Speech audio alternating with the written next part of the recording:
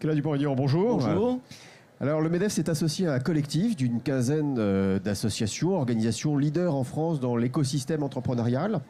Et nous avons voulu travailler sur la dynamique entrepreneuriale, ce qui permet finalement de passer à l'acte et de créer.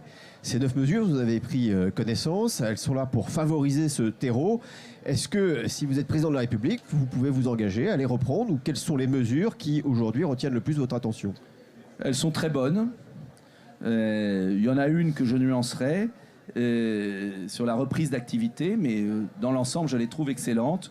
Parce que vous avez raison, il y a l'aspect macroéconomique dont j'ai parlé, qui est fondamental. Parce que je ne pense pas qu'on puisse créer des entreprises et avoir l'esprit entrepreneurial dans un pays à l'arrêt.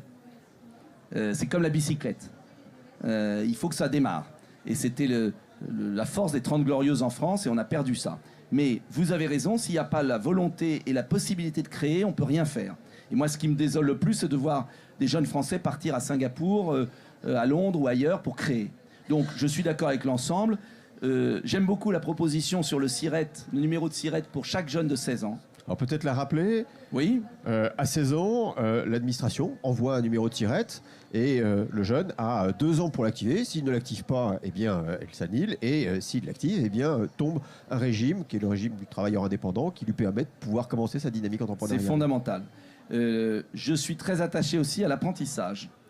C'est un gâchis incroyable. J'ai visité il n'y a pas longtemps dans le Lot-et-Garonne des artisans. Les 2 tiers de ces chefs d'entreprise, petites entreprises, étaient passés par l'apprentissage. Sur une centaine de chefs d'entreprise de tous les métiers, concurrencés d'ailleurs par les travailleurs détachés. Pour ça que l'annulation de la directive travailleurs détachés est fondamentale.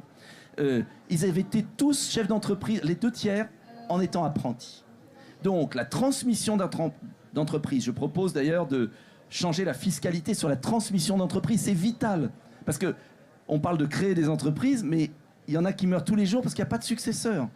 Je veux la passer à 90% d'exonération fiscale. C'est révolutionnaire, comme en Allemagne, même plus qu'en Allemagne. Donc, il est évident que l'apprentissage est fondamental. Mais pour ça, il faudrait qu'on sorte du carcan de l'éducation nationale pour l'apprentissage. Moi, je vous parle franchement.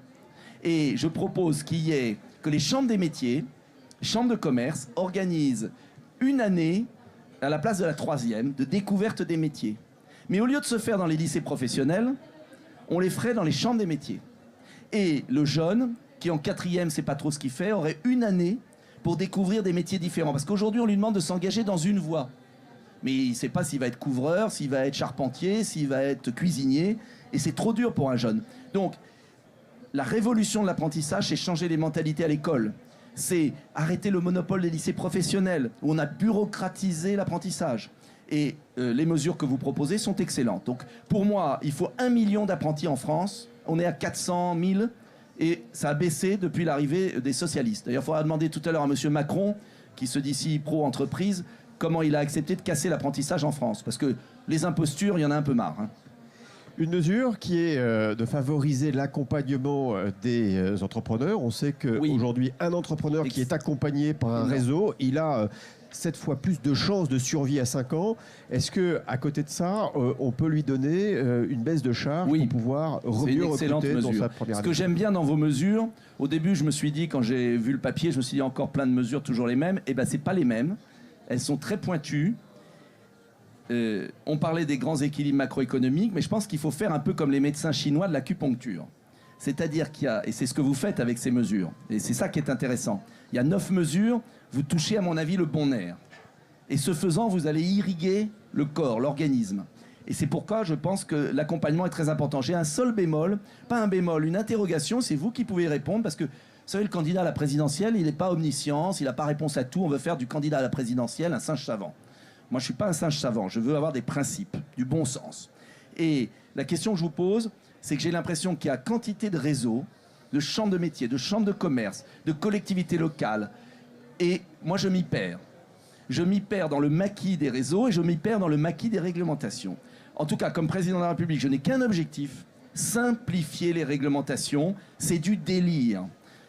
On invente des dispositifs qui sont tellement compliqués pour ne pas les utiliser. Alors, un grand ménage dans tous les dispositifs. Et sur les réseaux, la seule chose que je demanderais aux organismes patronaux ou syndicaux, c'est qu'on se mette bien d'accord sur qui fait quoi. Parce que si le chef d'entreprise ou l'apprenti ne sait pas à qui s'adresser, on perd en ligne quantité d'énergie. Et si on veut passer de 400 000 apprentis à 1 million, si on veut accompagner les chefs d'entreprise, il faut quand même simplifier les organisations. C'est une question qui sera remontée aux membres du collectif. Je vous remercie. Merci à vous de votre invitation. Bonne visite.